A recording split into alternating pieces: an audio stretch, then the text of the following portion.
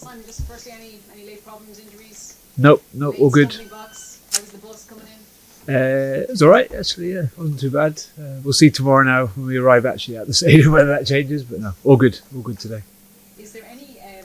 Has there been any problem or difficulty with sort of totally focusing on tomorrow and not letting thoughts of next week creep in?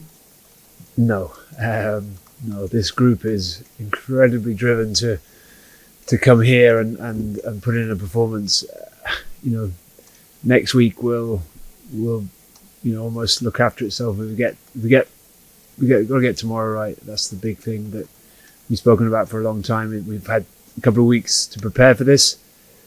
We know how tough it's going to be, and we're not thinking past tomorrow afternoon, and we'll make sure that we put in the performance that this needs to make sure we get a result, and then we'll think about next week after tomorrow.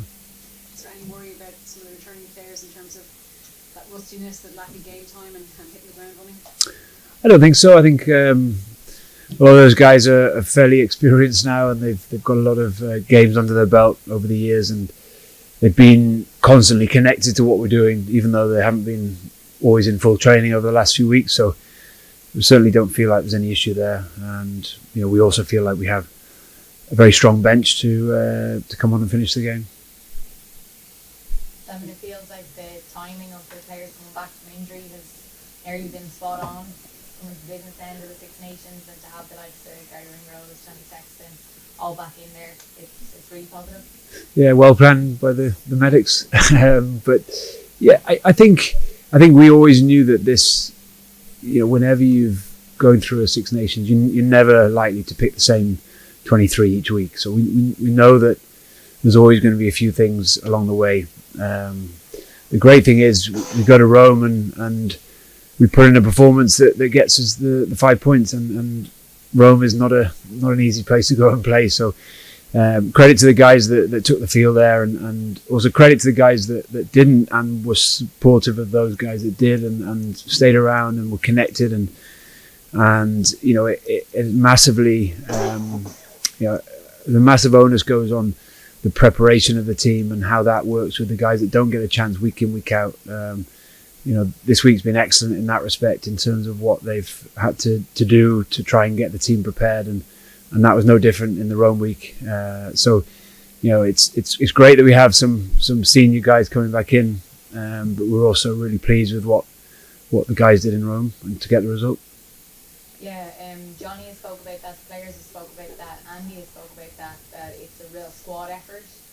How do you keep that happy environment? Like, players want to play, they want to be in the starting team, but you do get the sense that everybody is sort of pulling for each other and wanting everybody to do well. How do you keep that? Yeah, it's tough when competition for places is only going to get greater.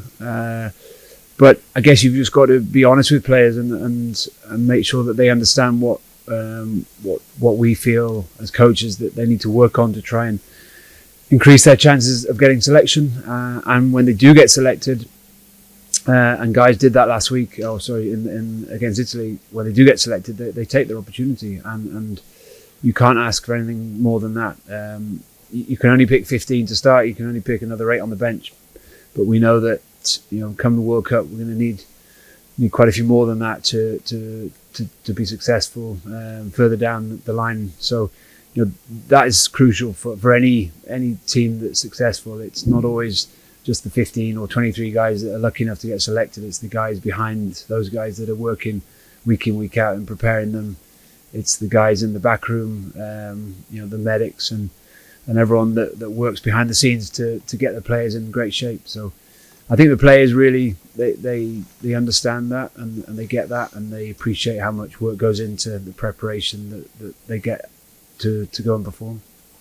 And that's not always been the case. Have you been on teams that not always been like that?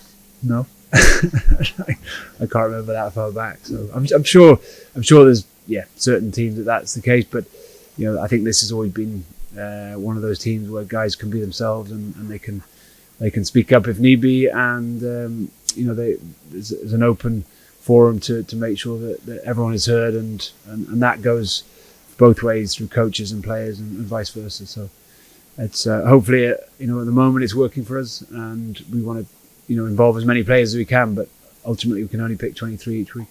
Just to follow on from that, like, if you brought an extended squad here today, and is that part of making sure that everyone is feeling part of it? I guess it's more that when you've got a couple of guys coming back from injuries, there might be a couple of ways of mitigating anything that happens during the week or when we've arrived here. So it's just more of an opportunity to bring a few guys along to make sure that if we did lose somebody in a certain position, that there's a specialised player ready to step into that position. And that's probably always been the case, but it is an opportunity, I guess, when it's a short flight over and we do get the chance to keep as many people connected as we can.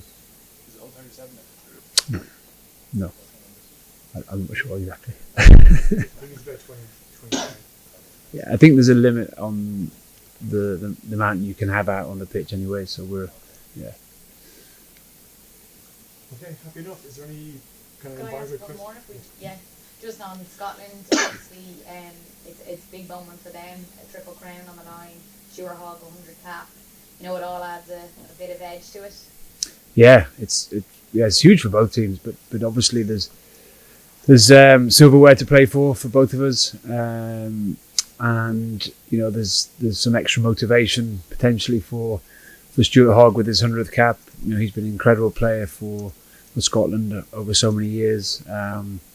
We have one of our own players reaching a landmark. Gary Ringrose making 50 caps, which is no mean feat in today's game. But yeah, there's lots of little subplots throughout the game. We've got to make sure that we're disciplined and we don't let the emotion and the occasion get to us, and we're very accurate in what we do. And I guess that's a challenge for both teams, making sure that we stay on the right side of the referee and like I say, we're accurate and we don't allow the occasion to get the better of us.